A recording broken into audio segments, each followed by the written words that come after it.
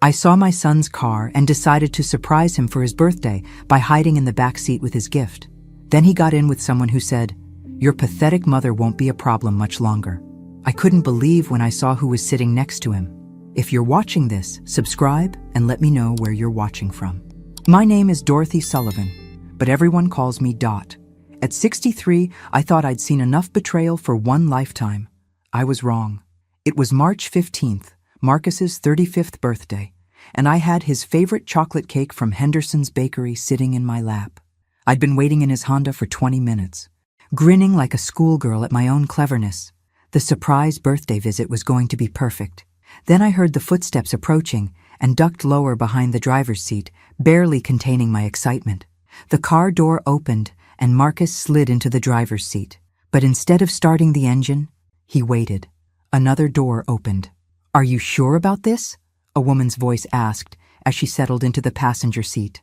I almost gasped out loud. It was Vanessa Brooks, his business partner. The same Vanessa I'd helped him hire 2 years ago when I lent him $30,000 to expand his marketing firm. "Positive," Marcus replied, his voice cold in a way I'd never heard before. "The old bat signed everything over to me after Dad died. Power of attorney, beneficiary changes, the works. She was so grateful for my help with the paperwork." My blood turned to ice. "What paperwork? What changes? And the house?" Vanessa asked. Marcus chuckled, a sound that made my skin crawl. "Already in my name. She doesn't even know. I told her it was just updating the deed for tax purposes after Dad's death." The cake box trembled in my hands. "My house?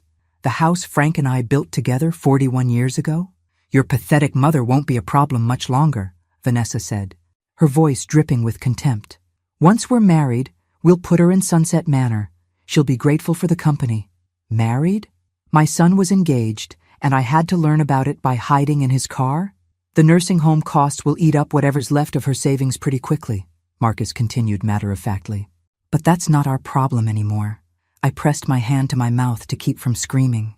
This was my son, my baby boy who used to crawl into bed with me during thunderstorms, the child I'd sacrificed everything for after his father died 3 years ago. "What if she figures it out?" Vanessa asked. "Vanessa, she won't. Mom trusts me completely. Always has. Makes this almost too easy." The engine started, and as they drove away to celebrate his birthday, I sat in stunned silence in the back seat, holding a cake for a son who was planning to throw me away like garbage. But Marcus had made one crucial mistake. He'd underestimated his pathetic old mother. The 20-minute ride to whatever restaurant they'd chosen felt like an eternity. I stayed hidden, my mind racing as I tried to process what I'd just heard. When the car finally stopped, I waited until they'd walked away before slipping out and calling a taxi. Back home, I sat in my kitchen staring at the birthday cake. The same kitchen where I'd taught Marcus to crack eggs without getting shells everywhere, where I'd helped him with homework every night through high school, where I'd cried with him when his father passed. How had I missed the signs? How had my devoted son become this stranger? The truth was, I hadn't missed them. I'd just chosen to ignore them. It started right after Frank's funeral. Marcus had been so helpful, so attentive. "Mom, let me handle the paperwork," he'd said. "You're grieving. You shouldn't have to deal with this financial stuff." I'd been grateful. Overwhelmed by loss and drowning in insurance forms, bank documents, and legal papers, I didn't understand. When Marcus offered to help navigate it all, I'd signed whatever he put in front of me. "Just a formality, Mom. This gives me permission to handle things if you're ever unable to." That's how he'd explained the power of attorney document. "We need to update the house deed for tax purposes, now that Dad's gone."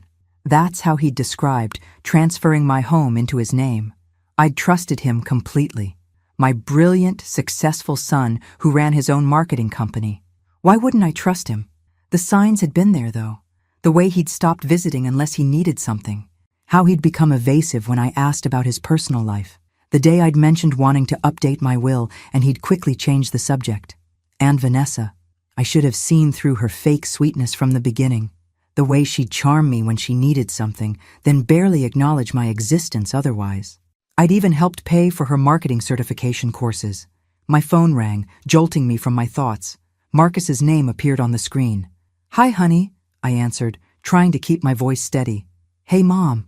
Sorry I missed your call earlier. Vanessa and I were at dinner celebrating my birthday. The casual lie rolled off his tongue so easily. Oh, that's nice, dear. How was it? Great. Listen, I wanted to talk to you about something. Can I come over tomorrow? There are some financial things we need to discuss. My stomach dropped. What kind of financial things? Just some updates to your accounts. Nothing major, but it's important we handle it soon. I'll bet it is. I thought. Of course, honey. Whatever you think is best. Perfect. I'll be there around 10. And Mom? Don't worry about anything, okay? I'm taking care of everything. After he hung up, I sat in the growing darkness of my kitchen, Frank's picture on the mantel watching over me. My husband had always been the suspicious one, the one who questioned people's motives. I'd been the trusting one, seeing the best in everyone. Well, Frank, I whispered to his photo, looks like you were right to worry about people taking advantage of me. But Frank had also taught me something else. When someone shows you who they really are, believe them the first time. Marcus had just shown me exactly who he'd become. Now it was time to figure out what I was going to do about it. I barely slept that night. Every time I closed my eyes, I heard Vanessa's voice. Your pathetic mother won't be a problem much longer. By 6 a.m. I was dressed and ready. If Marcus thought I was just some helpless old woman, he was about to learn otherwise. I might be 63, but I wasn't dead yet. My first stop was Henderson's Bakery. Irene Henderson had been my friend for 20 years, ever since her daughter was in my 3rd grade class. Dot! She exclaimed when I walked in. Don't tell me Marcus didn't like his chocolate cake. I made it extra special. Actually, Irene, I need to ask you something, and I need you to be completely honest. I leaned across the counter. Has Marcus ever been in here with a young woman? Blonde, early 30s, very put together? Irene's expression shifted. Well, yes. Several times over the past year. They seem quite close. Close how? She glanced around the empty bakery, then lowered her voice. Dot, they were holding hands, kissing. Last month they came in looking at wedding cakes. Wedding cakes. The confirmation hit me like a physical blow, but I kept my expression neutral. Did he introduce her? As his fiancée? I thought it was odd that you hadn't mentioned it, but I figured maybe it was a surprise or something. A surprise. That was one way to put it. Irene, I need you to promise me you won't mention this conversation to anyone. Can you do that? She nodded, concern creasing her features. Dot, is everything okay? It will be, I said, surprising myself with how much I meant it. My next stop was First National Bank, where I'd done business for 35 years. Linda Peterson, the branch manager, greeted me warmly. Mrs. Sullivan, how can I help you today? Linda, I need to review all my accounts, every single one, and I need to know who has access to them. Her smile faltered slightly. Is there a problem? I hope not, but I need to be sure. What Linda showed me made my blood run cold. Marcus wasn't just on my accounts as a cosigner. According to the paperwork I'd apparently signed, he was the primary account holder. I was listed as a secondary party on my own bank accounts. When did this change happen? I asked, staring at documents that bore my signature, but that I didn't remember signing. Let me check. It was about 18 months ago. You and Marcus came in together. You seemed a bit confused about the process, so Marcus explained everything. Confused. That's what they'd call it when they eventually put me in the nursing home too. Poor old Dot, so confused about her finances. Linda, I need copies of everything, every document, every signature card, every change made to these accounts in the past 3 years. Of course, Mrs. Sullivan. Is there something specific you're concerned about? I thought about my conversation with Marcus, about his casual mention of financial things we needed to discuss, about wedding cakes and nursing homes, and how pathetic mothers eventually stop being problems. Let's just say I'm suddenly very interested in understanding my financial situation. As Linda printed the documents, I realized something that should have scared me but somehow didn't. I was completely at Marcus's mercy. He controlled my money, my house, probably my entire future. But Marcus had made one crucial error. He'd assumed I would stay ignorant forever. Game on, sweetheart. The documents Linda gave me painted a horrifying picture. Over the past 18 months, Marcus had systematically stripped me of control over my own life, my savings account, my checking account, even my CD investments, all transferred to his primary control. But what really made my hands shake was the insurance paperwork. Frank's life insurance policy, the one that was supposed to provide for me for the rest of my life, had been changed. Marcus was now the sole beneficiary. I sat in my car in the bank parking lot, studying page after page of my own signature. Some I remembered signing. Most I didn't. But they all looked legitimate. My phone buzzed with a text from Marcus. "Running a few minutes late, Mom. See you at 10:30 instead." Perfect. That gave me extra time to prepare for our little financial discussion. At home, I spread all the documents across my dining room table. The same table where we'd eaten birthday dinners and holiday meals, where Marcus used to do his homework while I graded papers, where Frank and I had planned our retirement. I called my old friend Ruth Miller. If anyone would know how to handle this situation, it was Ruth. She'd been through her own family drama when her stepson tried to contest her husband's will. "Dot? You sound strange. What's wrong?" I told her everything. The overheard conversation, the bank documents, the power of attorney I didn't remember giving him complete control through. "Oh, honey," Ruth breathed when I finished. "This is elder financial abuse. It's more common than people think. And sadly, it's usually family members. What can I do? First, you need a lawyer, someone who specializes in elder law. Second, you need to document everything. And third, you need to be very careful. If Marcus realizes you're onto him, he might accelerate his timeline." "Accelerate how?" "The nursing home. Once you're declared incompetent or moved to a care facility, it becomes much harder to challenge these arrangements." After Ruth gave me the name of an attorney, I sat staring at Marcus's senior picture on my mantel. Honor roll student, Eagle Scout, business degree from State University that Frank and I had sacrificed to pay for. When had my achieving, ambitious son become this calculating stranger? The doorbell rang at exactly 10:30. I quickly gathered the papers and locked them in Frank's old filing cabinet, then went to answer the door. "Hi, Mom." Marcus leaned down to kiss my cheek, and I had to force myself not to flinch. He looked handsome and successful in his navy suit, briefcase in hand, like he was conducting a business meeting, which I supposed he was. "Coffee, honey?" I asked, leading him to the living room.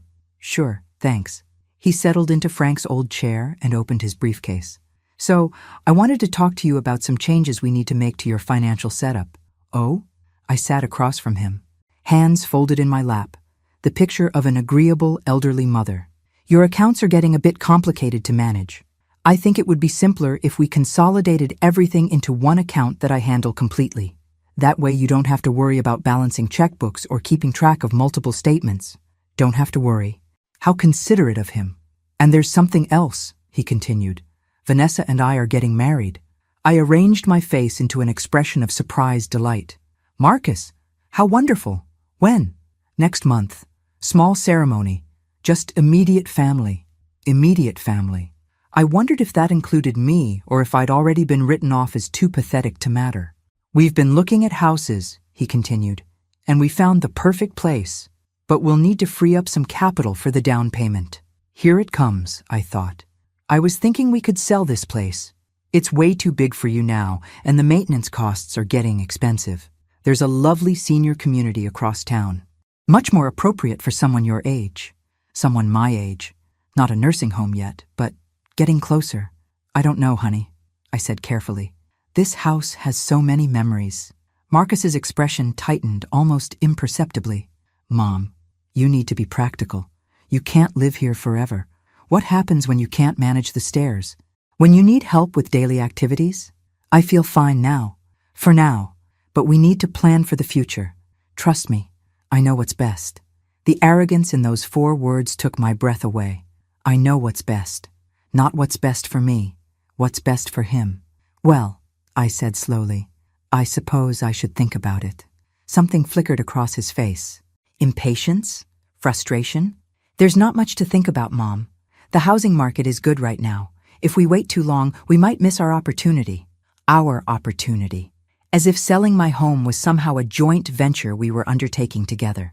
"Let me consider it for a few days," I said. Marcus's jaw tightened. A few days might be too long. The house Vanessa and I want to buy won't stay on the market forever. And there it was. The real timeline. Not my comfort or my needs, but Marcus and Vanessa's house hunting schedule. "I understand, honey, but this is a big decision."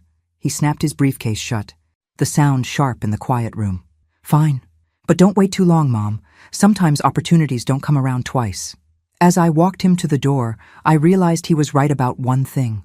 Opportunities don't come around twice. And he'd just given me mine. After Marcus left, I sat in Frank's chair and called the attorney Ruth had recommended. Attorney Patricia Webb specialized in elder law and had dealt with dozens of cases like mine. "Mrs. Sullivan, based on what you're telling me, we need to act quickly. Can you come in this afternoon?" 2 hours later, I sat in Patricia's office, watching her review the bank documents with growing concern. "This is sophisticated," she said finally. "Your son didn't just take advantage of your grief. He systematically planned this over a period of months. Is there anything I can do?" "Possibly. But first, I need to ask you some difficult questions. Do you remember signing these power of attorney documents?" I closed my eyes, thinking back to those terrible months after Frank's death. Some of them. Marcus said I needed to sign papers so he could help manage things while I was grieving. But I don't remember giving him complete control. That's the problem with these situations. Predators often strike when their victims are most vulnerable. You were dealing with tremendous loss, and Marcus exploited that. The word predator made me flinch. We were talking about my son. What are my options? We can challenge the power of attorney documents, argue that you weren't competent to sign them due to grief and emotional distress. We can also file for elder abuse, both financial and emotional. But Mrs. Sullivan, you need to understand something important. What's that? Once we start this process, your relationship with Marcus will be permanently damaged. Family court cases like this destroy families. Are you prepared for that? I thought about the conversation I'd overheard in the car, about Vanessa calling me pathetic, about Marcus planning to put me in a nursing home, about how I wasn't supposed to be a problem much longer. "Patricia, what relationship? He's already decided I don't matter." "Then let's make sure you matter very much." Patricia explained the process. We'd need to gather evidence, document his financial manipulations, and prove that I was competent to manage my own affairs. It would take weeks, maybe months. The most important thing right now is that Marcus doesn't realize you're onto him. Can you do that? Can you pretend everything is normal while we build our case? Could I? Could I smile and play the role of the trusting, naive mother while secretly documenting my son's betrayal? "Mrs. Sullivan, are you all right?" I looked up at Patricia, this stranger who was offering to help me fight for my life, and made a decision that would change everything. "Yes, I can do that. But I need to ask you something first. Is it legal to record conversations in this state?" Patricia smiled for the first time since I'd arrived. "Why do you ask?"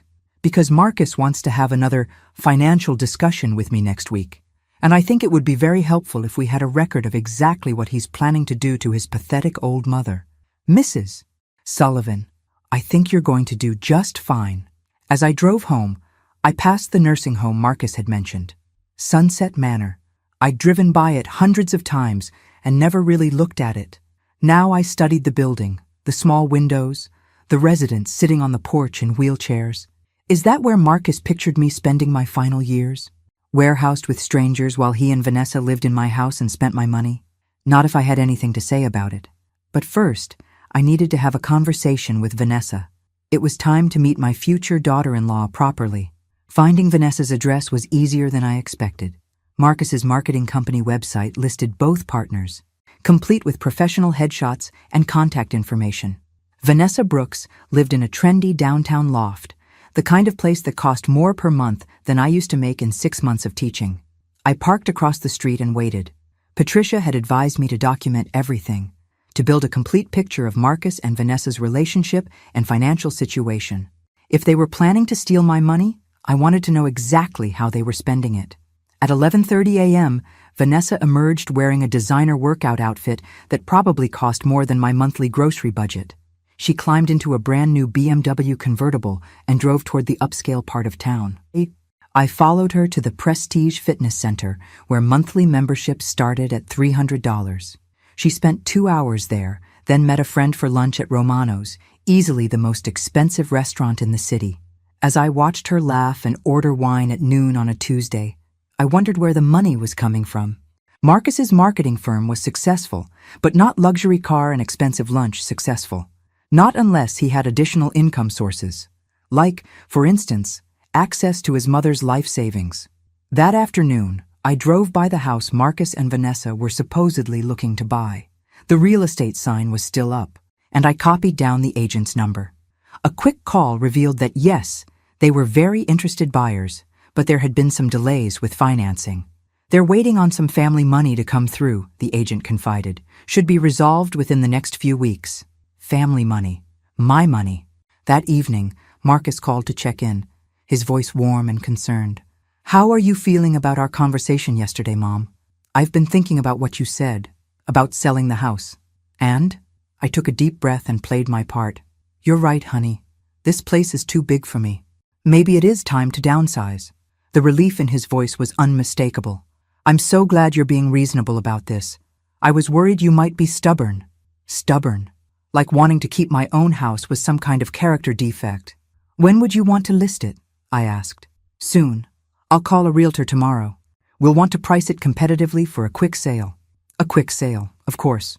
Can't have me changing my mind or having time to think things through properly. "And Mom? I've been looking into that senior community I mentioned, Sunshine Gardens. They have a lovely one-bedroom available.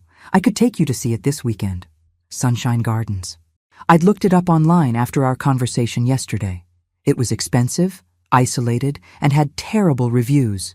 Residents complained about poor food, indifferent staff, and feeling abandoned by their families. "That sounds nice, dear." "Perfect. And there's one more thing. I'll need you to sign some papers when I come over Friday, just to get the house sale process started. More papers to sign. More of my life to sign away." "Of course, honey. Whatever you think is best." After he hung up, I sat in my kitchen making a list. Every lie Marcus had told, every manipulation, every document I'd signed without fully understanding, every dollar he'd moved out of my control. By the time I finished, it covered 3 pages. Frank's photo watched me from the mantel, and I could almost hear his voice. That boy is not the son we raised." He was right. The son we'd raised would never have stolen from his mother, would never have planned to abandon her in a substandard nursing home, would never have called her pathetic behind her back. But Marcus had made one critical error in his planning. He'd assumed I would stay the same trusting, grieving widow who'd signed whatever he put in front of her. Friday couldn't come soon enough. I was looking forward to our conversation about those papers. Almost as much as I was looking forward to the conversation he didn't know we were going to have. Friday arrived with unseasonable warmth for March. I'd been awake since 5, checking and double-checking the recording device Patricia had provided. It was smaller than my thumb and completely invisible once tucked into my cardigan pocket. "Just press this button to start recording," she'd explained during our Wednesday meeting. "The battery lasts 4 hours, and the sound quality is excellent." At exactly 10 a.m., Marcus arrived carrying his briefcase and wearing his most charming smile. "Morning, Mom. Beautiful day, isn't it?" "Lovely," I agreed, leading him to the dining room. "Coffee? Please." He settled into his usual chair and opened his briefcase with practiced efficiency. "I brought those papers I mentioned." I pressed the record button as I poured his coffee. "What kind of papers?" "Just some updates to your financial arrangements. And the paperwork to list the house." He spread several documents across the table. "Sign here, here, and here." I picked up the first document, pretending to read it carefully. It was a power of attorney revision that would give Marcus even more control over my affairs. "This seems very comprehensive. Very, honey, it needs to be. Mom, I have to be honest with you about something." His voice took on a serious tone. "I'm concerned about your memory. You've seemed confused lately about financial matters." Confused. There was that word again. Have I? Yesterday when I called, you didn't remember our conversation about the realtor. And last week you asked me the same question 3 times. I hadn't done any of those things, but I could see where this was heading. Oh dear, I hadn't noticed. It's nothing to be ashamed of. It happens to people our age. But it's why we need to get these legal protections in place now, while you're still competent to sign. While I'm still competent. The implication was clear. Soon, I wouldn't be. "Marcus, can I ask you something?" "Of course. Are you stealing from me?" The question hung in the air like smoke. Marcus's face went through several expressions before settling on wounded incredulity.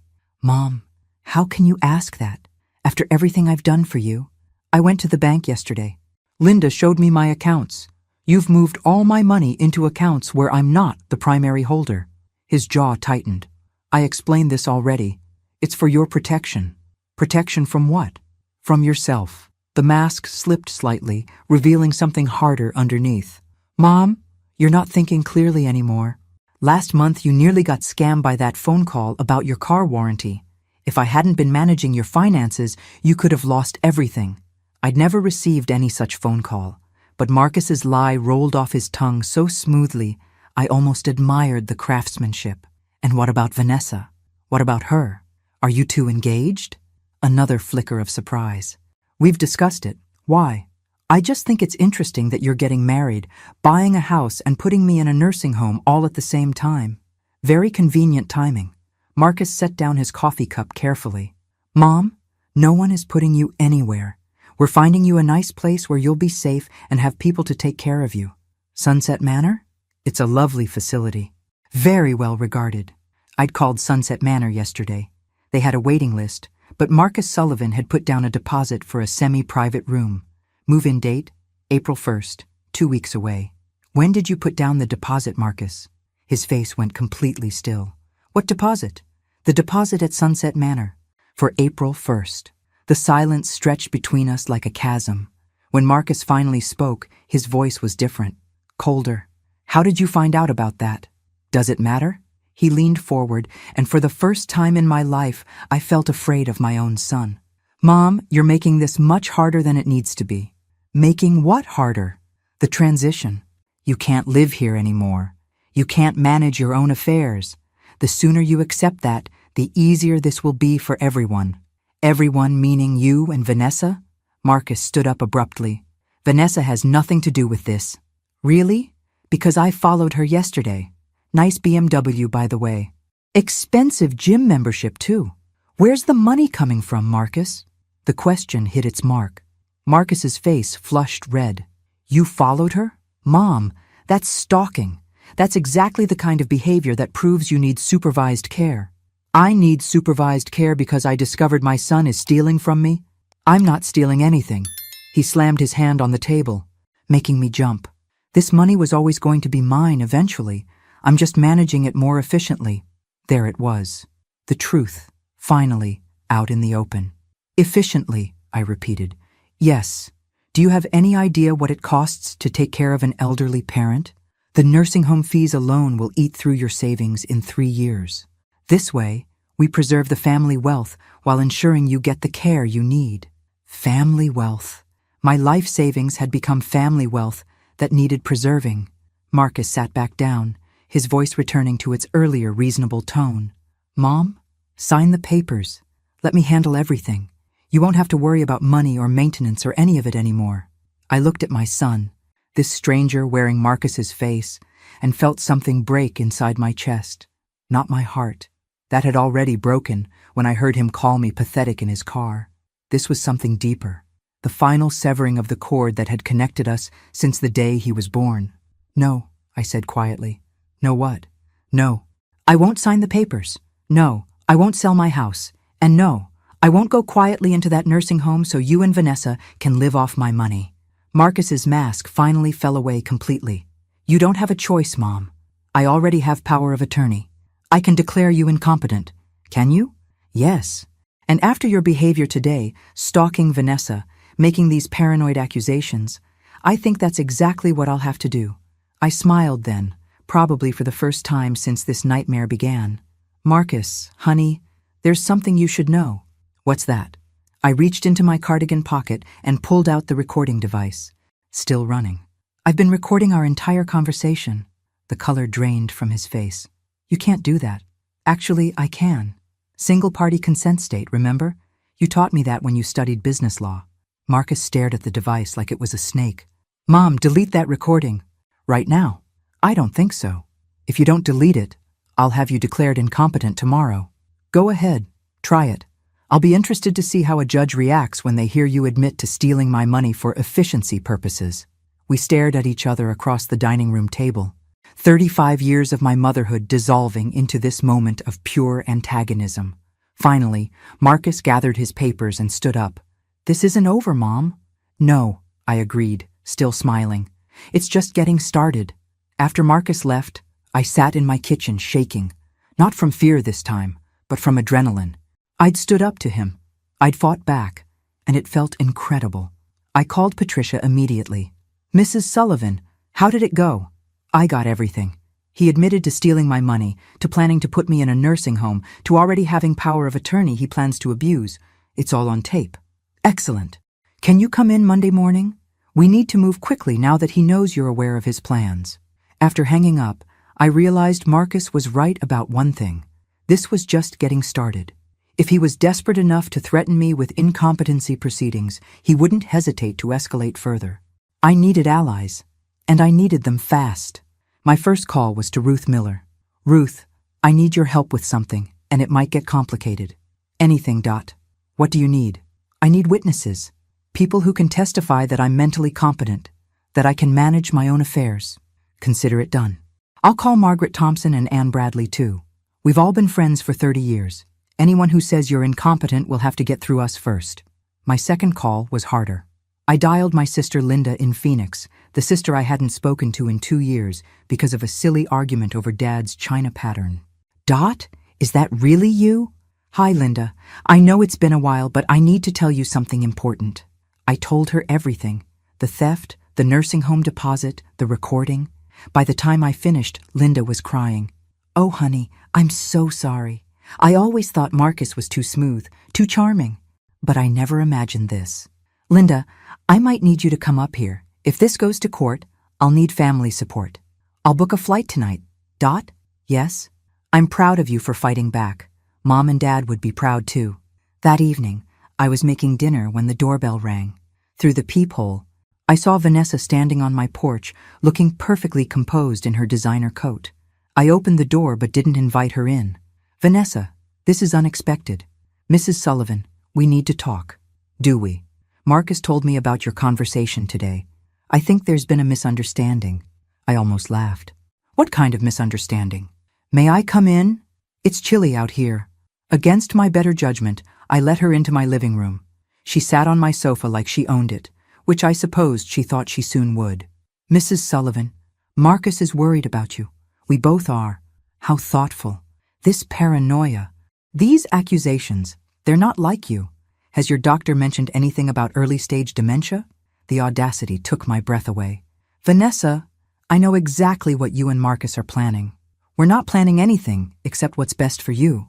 Her voice was honey-sweet, but her eyes were calculating. "Marcus loves you so much. It breaks his heart to see you struggling like this." "Struggling with what, exactly?" "With reality. Mrs. Sullivan, you followed me yesterday. You think Marcus is stealing from you. You're making recordings of private conversations.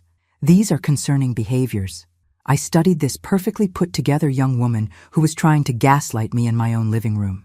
Tell me something, Vanessa. How long have you been planning this?" "Planning what?" "The theft. The nursing home. Taking over my life." Her mask slipped for just a moment, revealing something cold underneath. "Mrs. Sullivan, I think you need help. I think you need to leave." She stood up, smoothing her coat. "We're trying to be patient with you, but Marcus has responsibilities. To his business, to our future together, to his family's financial security." "His family's financial security? You mean my money?" "I mean the wise management of family assets for everyone's benefit." "Everyone meaning you and Marcus. Everyone meaning the people who matter." The words slipped out before she could stop them. "The people who matter?" I repeated. "And I don't matter?" Vanessa realized her mistake immediately. "That's not what I meant." "Yes, it is. That's exactly what you meant." She headed for the door, then turned back. "Mrs. Sullivan, Marcus is going to take care of this situation with or without your cooperation. It would be easier for everyone if you'd just accept help gracefully." "Is that a threat?" "It's advice from someone who cares about your well-being." After she left, I double-checked all my locks and called Patricia's emergency number. "They're escalating," I told her.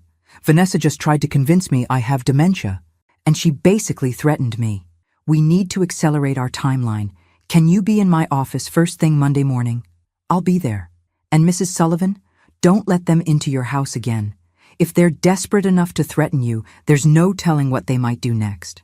As I got ready for bed, I realized I wasn't the same person who'd hidden in Marcus's back seat just 5 days ago. That woman had been trusting, naive, eager to please. This woman was done being anyone's victim. But I also realized that Marcus and Vanessa weren't going to give up easily. They'd invested too much time and effort into their plan to let it fall apart now, which meant I needed to be ready for whatever they threw at me next. Monday morning brought unseasonable snow, covering my driveway in a slick white blanket that made walking treacherous. Perfect weather for feeling like everything was sliding out from under me. I arrived at Patricia's office early, clutching a folder containing copies of every document Marcus had ever asked me to sign. My sister Linda sat in the waiting room, having flown in yesterday despite the weather warnings. "You look different," Linda observed as we waited. "Stronger somehow. I feel different, like I'm finally waking up after a long sleep." Patricia's secretary called us back, and we settled into the attorney's comfortable office overlooking downtown. "I've reviewed the recording," Patricia began, "and it's even better than I hoped. Marcus essentially confessed to financial elder abuse. But there's something else we need to discuss." She pulled out a thick file. I had my investigator run background checks on both Marcus and Vanessa. What we found is interesting. What kind of interesting? Marcus's business isn't as successful as he's led you to believe. In fact, he's been operating at a loss for the past 8 months. His partnership with Vanessa has been propped up entirely by the money he's taken from your accounts. Linda leaned forward. "How much money are we talking about?" "Over the past 18 months, nearly $200,000. The number hit me like a physical blow. $200,000. Frank and I had saved that money over 43 years of marriage. Every vacation we didn't take, every restaurant meal we skipped, every luxury we denied ourselves. There's more," Patricia continued. "Vanessa Brooks has an interesting history. She was married before to an elderly man named Harold Brooks. He died 2 years ago under somewhat mysterious circumstances." "Mysterious how?"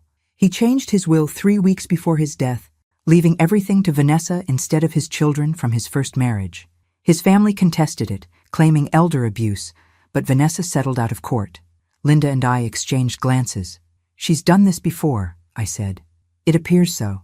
And there's something else you should know. The house they want to buy? It's not some dream home for newlyweds. It's an investment property they plan to flip. They've already lined up contractors." I sat back in my chair, trying to process everything. So they steal my money, put me in a nursing home, flip a house with my savings, and live off the profits? That seems to be the plan. "But Mrs. Sullivan, we can stop them. The recording gives us grounds for criminal charges. The financial records show clear theft. And with Harold Brooks' suspicious death, we might be dealing with something much more serious." "What do you mean?" "I mean, Vanessa Brooks might be a serial predator who targets vulnerable older adults. And you might not be her first victim." The room fell silent, except for the sound of snow hitting the windows. I thought about Vanessa's cold eyes, her casual threats, the way she'd tried to convince me I had dementia. "What's our next step?" I asked. "We file charges immediately. Financial elder abuse. Theft, possibly conspiracy. I'll also petition the court to freeze all your accounts that Marcus has access to." "And what about the nursing home?" "We'll get an injunction preventing them from having you committed involuntarily. But Mrs. Sullivan, you need to understand something.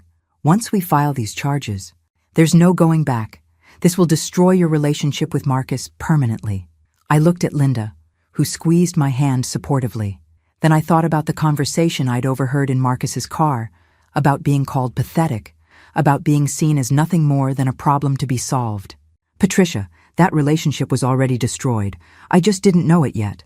"Then let's make sure justice is served." As we left the law office, Linda linked her arm through mine. "Dot, are you sure you're ready for this? Once those charges are filed, Marcus will know you mean business." "I'm counting on it." But as we drove home through the thickening snow, I wondered if I really was ready for what came next. Because if Patricia was right about Vanessa being a serial predator, then I wasn't just fighting for my money and my independence. I might be fighting for my life. That evening, as Linda and I sat in my kitchen planning our strategy, the phone rang. Marcus's name appeared on the caller ID. "Answer it," Linda whispered. "Let's see what he has to say." I picked up the phone, putting it on speaker. "Hello, Marcus." "Mom." His voice was tight, controlled. "We need to talk." I think we've said everything we need to say. No, we haven't. I'm coming over. I'd rather you didn't. I'm not asking for permission. Mom, I'm coming over and we're going to settle this like adults. The line went dead. Linda and I looked at each other. Call Patricia, I said. Tell her Marcus is on his way over and he sounds angry. Should we call the police? I thought about it for a moment. Not yet, but if he tries to force his way in, we will. 20 minutes later, headlights swept across my living room windows. But when I looked outside, I saw 2 cars in my driveway. Marcus and Vanessa had come together, and they didn't look like they were here to apologize. The doorbell rang 3 times in rapid succession, followed by heavy knocking. I looked through the peephole to see Marcus and Vanessa standing on my porch, both looking grim and determined. "Mrs. Sullivan!" Marcus called out. "Open the door! We know you're in there!" Linda moved to the window and peeked through the curtains. "There's a 3rd person sitting in their car, a man I don't recognize." My blood ran cold. "Call Patricia. Now." Linda dialed while I continued watching through the peephole. Marcus was trying the door handle, checking to see if it was locked. "Mom!" His voice was louder now, more aggressive. "Don't make this harder than it needs to be. We're trying to help you." "Mrs. Webb's office," Linda whispered into the phone. "This is an emergency." The knocking became pounding. "I know you can hear me, Mom. Open this door right now or I'm calling the police and having you taken in for a psychiatric evaluation." My hands shook as I realized what was happening. They weren't here to apologize or negotiate. They were here to finish what they'd started. "Patricia's on her way," Linda whispered, hanging up the phone. "And she's bringing the police." "Mrs. Sullivan!" Vanessa's voice joined Marcus's. "We're here to help you. You're clearly having some kind of mental health crisis, and we're concerned for your safety." Mental health crisis. They were setting up their narrative for when the authorities arrived. The confused elderly woman who'd barricaded herself in her house, making paranoid accusations against her loving son. "Open the door, or we're coming in," Marcus shouted. I heard the sound of a key in the lock. My heart stopped. Marcus still had his key to my house. The front door opened, and suddenly they were inside my home, uninvited and unwelcome. "Mom!" Marcus called out, his voice echoing through the house. "Where are you? We're here to help." Linda and I pressed ourselves against the kitchen wall, trying to stay hidden. I could hear their footsteps moving through my living room, searching for me. "Check upstairs," Vanessa's voice directed. She might be hiding, like I was some kind of criminal in my own home. "Mrs. Sullivan," a 3rd voice called out, unfamiliar and official sounding. "My name is Dr. Martin Hayes. I'm here to evaluate your mental state." A doctor. They'd brought a doctor to declare me incompetent. "She's paranoid," Marcus was explaining loudly, clearly for our benefit. "Making wild accusations about theft, following people, recording private conversations. Classic signs of dementia-related paranoia." "I see," the doctor replied. "Has she been evaluated recently?" "She refuses to see her regular physician, claims everyone is conspiring against her." Linda gripped my arm, her eyes wide with fear. They were building their case in real time, creating a narrative that would justify whatever they planned to do next. Footsteps approached the kitchen. "I found them!" Marcus called out. I stepped out from behind the wall, Linda beside me. "Get out of my house."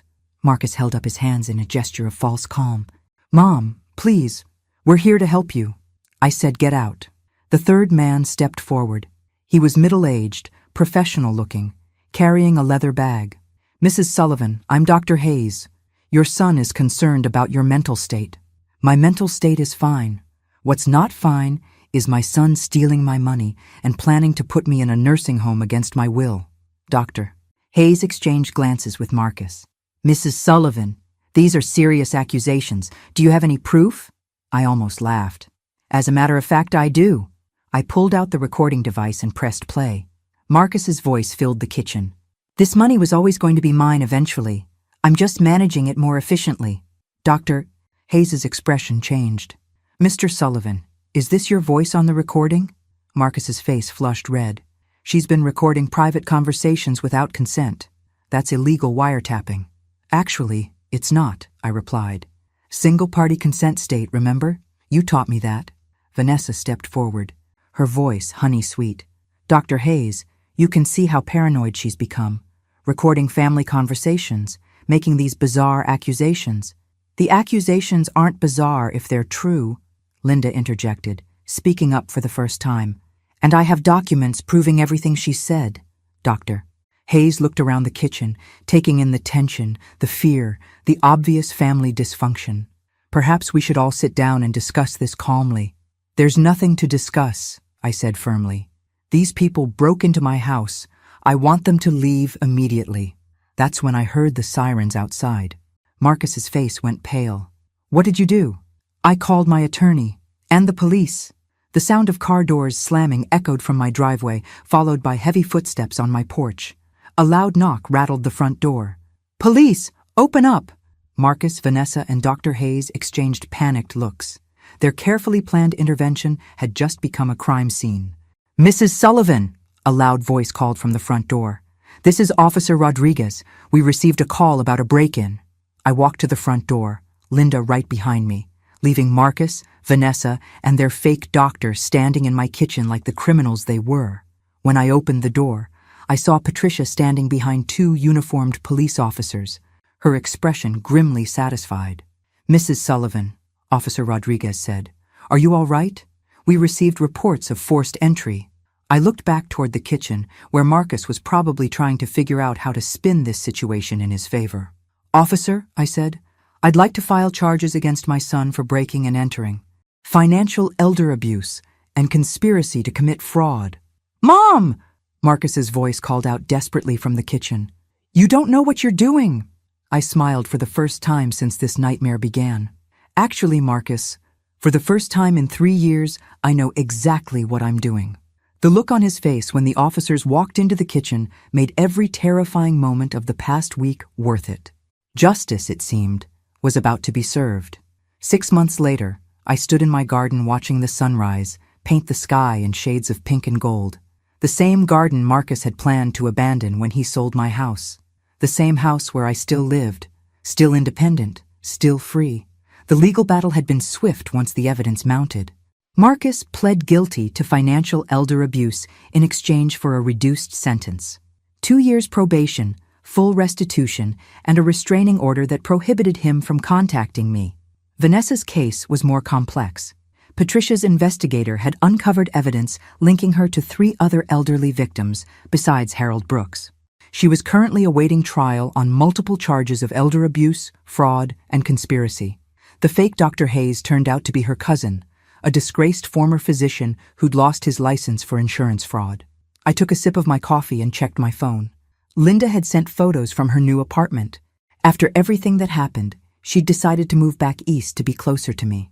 Life's too short to hold grudges, she'd said when she arrived with a moving truck 3 months ago. My phone rang. Ruth Miller's name appeared on the screen. Morning, Dot. Are you ready for our big day? Today was the grand opening of the Dorothy Sullivan Community Garden, a project I'd funded with part of the restitution money Marcus had been forced to pay back. The irony wasn't lost on me that his theft had inadvertently funded something that would help seniors in our community for years to come. Almost ready. Linda's coming by at 9 to help set up. I still can't believe you named it after yourself, I laughed. Ruth, I spent 70 years putting everyone else's name first.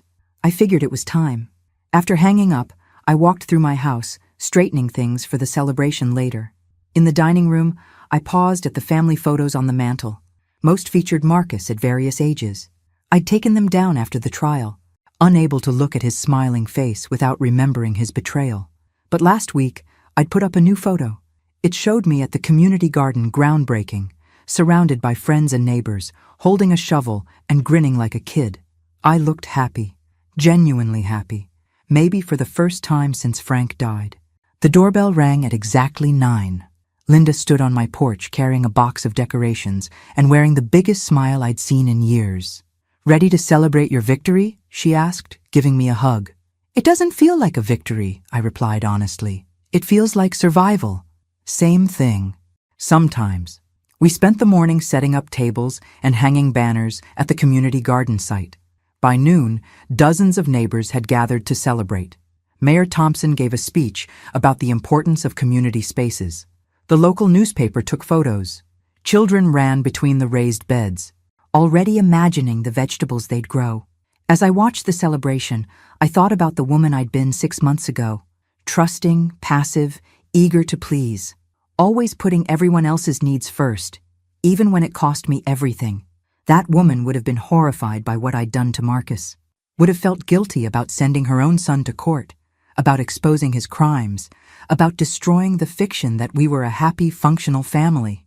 This woman felt proud. "Mrs. Sullivan?" A young voice interrupted my thoughts. I turned to see Emma Patterson, an 8-year-old from the neighborhood, holding a small potted plant. "I brought you this," she said shyly. "My mom said it's for your garden." I knelt down to her level. "What kind of plant is it?" "It's a sunflower. Mom says they're strong and they always face the light. Always face the light." I felt tears prick my eyes. "Thank you." "Emma, it's perfect." As the afternoon wound down and neighbors began heading home, I found myself alone in the garden for a few minutes. I walked between the raised beds, imagining them full of vegetables and flowers, imagining the community that would grow here along with the plants. My phone buzzed with a text from an unknown number. For a moment, my heart raced, wondering if Marcus was violating his restraining order. But the message was from someone else entirely. "Mrs. Sullivan, this is Detective Morrison from the County Prosecutor's Office. Vanessa Brooks accepted a plea deal today. 15 years, no possibility of parole for 12. Thought you'd want to know. Your courage in coming forward helped us save other potential victims." I sat down on one of the garden benches and read the message again. 15 years. Vanessa would be in her 50s when she got out, too old to prey on vulnerable seniors with the same efficiency. And other potential victims had been saved because I'd found the courage to fight back. Linda appeared beside me, noticing my expression. "Good news or bad news?" "Justice," I replied, showing her the text. "How do you feel?" I considered the question. How did I feel? Relieved, certainly, vindicated, but also something else, something I hadn't felt in years. "Proud," I said finally. "I feel proud of myself." "You should. You saved your own life, Dot, and probably saved other people's lives too." As we walked back to my house, I thought about the conversation I'd overheard in Marcus's car 6 months ago, about being pathetic, about not being a problem much longer, about being warehoused in a nursing home while my son and his partner spent my money. That version of my future had seemed so inevitable then, so final. But I'd learned something important over the past 6 months. As long as you're breathing, you get to write your own story. And my story was far from over. At 73 years old, I was finally living my own life on my own terms. I had a community garden bearing my name, friends who valued me for who I was rather than what I could give them, and a sister who'd moved across the country just to be near me. Most importantly, I had myself, the woman I'd become through surviving the worst betrayal imaginable, the woman who'd faced down criminals and predators and won, the woman who'd learned that sometimes the most loving thing you can do is refuse to be a victim. As I locked my front door that evening, I smiled at the thought of Marcus somewhere trying to rebuild his life, hopefully learning that stealing from your mother has consequences. And I smiled at the thought of Vanessa in prison, unable to hurt any more vulnerable seniors. But mostly I smiled, because tomorrow I'd wake up in my own house, in my own bed, living my own life. And that was the greatest victory of all. Thanks for listening. Don't forget to subscribe and feel free to share your story in the comments. Your voice matters.